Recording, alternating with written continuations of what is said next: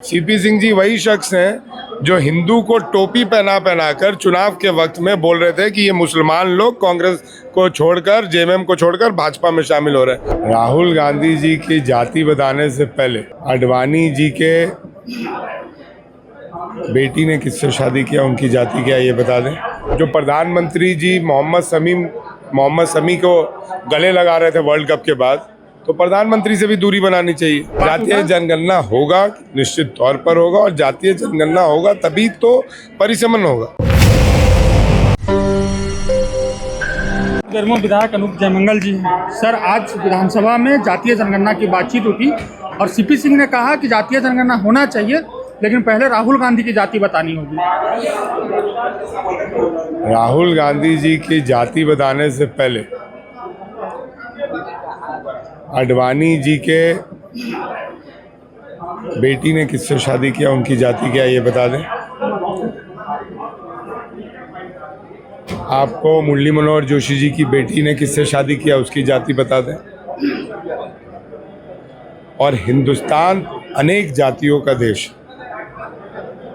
यहाँ पर हिंदुस्तान की आज़ादी में सबकी कुर्बानी, और हिंदुस्तान संविधान के तहत चलता है, किसी पार्टी विशेष के कहने पे नहीं चलता। जी सर। और भाजपा ने इफ्तार पार्टी जो मुख्यमंत्री हेमंत सोरेन का उसका बहिष्कार करके उससे दूरी बना ली है, क्या कहिए? भाजपा को तो दूरी, फिर जो प्रधानमंत्री जी मोहम्मद शमी को गले लगा रहे थे वर्ल्ड कप के बाद, तो प्रधानमंत्री से भी दूरी बनानी चाहिए कि एक मुस्लिम युवक जो हिंदुस्तान के लिए खेल रहा था, जिसने हिंदुस्तान को कई मैच जिताने की कोशिश जिन्होंने किया, उसको प्रधानमंत्री जी गले लगा रहे थे।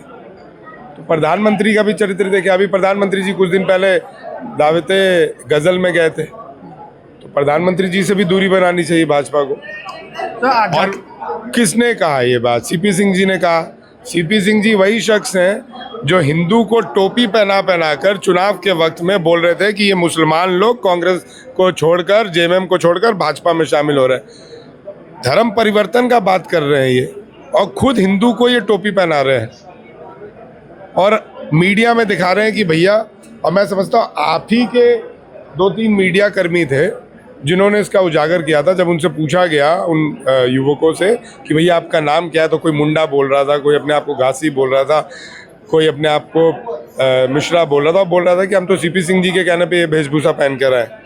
जी सर, आपके मैनिफेस्टो में था कि जातीय जनगणना होगा, आज सदन में जातीय जनगणना होगा, निश्चित तौर पर होगा, और जातीय जनगणना होगा तभी तो परिसमन होगा। भौगोलिक स्थिति को देखते हुए परिसमन होना है, जातीय जनगणना को देखते हुए परिसमन होना है। खाली बस एक चीज़ पे परिसमन नहीं हो सकता है कि खाली जाति के आधार पे परिसमन नहीं हो सकता है, दोनों चीज़ देखते हुए। सर, आप लोग बोल रहे हैं कि आदिवासियों की जनसंख्या घटी नहीं है, फिर निशिकांत दुबे बोलते हैं कि जनसंख्या घटी है, इसलिए परिसमन का विरोध किया जा रहा है हेमंत सोरेन की ओर से। कौन विरोध कर रहा है? हेमंत सोरेन जी तो बोल रहे हैं कि हम परिसमन का स्वागत करते हैं। उनका ट्वीट उन्होंने नहीं देखा गया, लेकिन उन्होंने बोला है कि जातीय जनगणना के आधार पर परिसमन नहीं होना चाहिए, भौगोलिक स्थिति को भी देखते हुए परिसमन होना चाहिए। उन्होंने तो ये कहा, किसने विरोध किया?